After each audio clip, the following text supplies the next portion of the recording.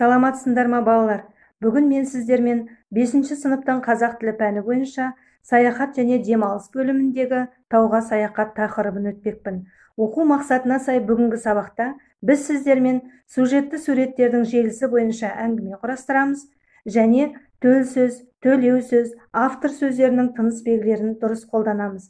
Алдымен таудың әсем табиғатын тамашалау үшін Қазақстандағы таулар табиғаты туралы бейнежазбаны тамашалап алайық.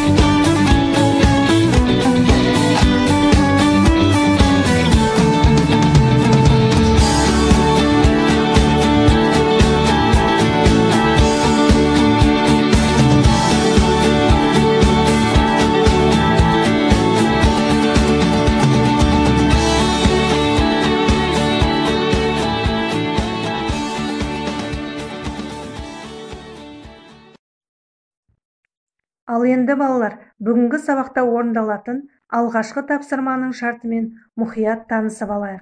Керекті сөз тіркестерін пайдаланып, сюжетті суреттердің желісі бойынша әңгіме құрастырамыз. Керекті сөз тіркестері сюжетті суреттердің ретімен берілген. Тауға саяхатқа шығу, биікке көтерілу, тау етегіне түсу, тау етегіндегі ғажайып гүлдер, табиғат аясында тамақтану, естелік үшін суретке түсу. Шағын әңгіме 6-7 сөйлемнен тұруы керек. Ал іске сәт балалар.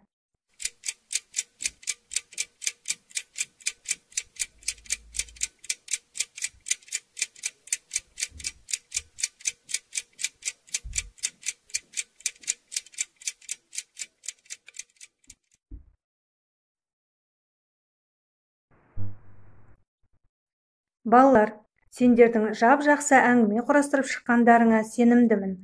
Ал енді екінші тапсырмамызды орындау үшін төл сөз бен автор сөзінің тыныс белгісін еске түсіріп алайық. Ол үшін кестеге мұқият назар аударамыз. Екінші тапсырма. Диалогтегі қалып кеткен тыныс белгілерін қойып, дәптерге дұрыстап көшіреміз. Бүгін бізге мұғалім былай деді: балалар, сендерге тауға саяхатқа шыққан ұнады ма? Әрине, өте ұнады дедік біз. Олай болса, саяхаттан алған әсерлеріңді туыстарыңа айтып беріңдер деді мұғалім күлімсіреп.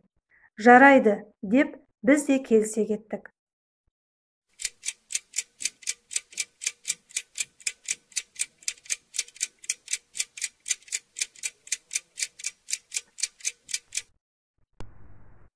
Тыныс белгілерін қойып болсақ, балалар, менің дұрыс нұсқаммен салыстырып көріңдер. Қатеге бой алдырмады деген сенімдемін. Балалар, бүгін біз сіздермен сабақ барысында тау шыңына шықсақ, сабағымыздың соңында барлығымыз білім шыңына шықтық деген ойдамын. Кері байланысты өз мұғалімдеріңізге қолжетімді құралдар арқылы жібересіздер. Сабағымыздың соңын Абайдың білімдіден шыққан сөз, талаптыға болсын кез, нұрын сырын көруге, көкірегінде болсын көз деген өлең шумағымен аяқтамақпын. Сау болыңыздар балалар.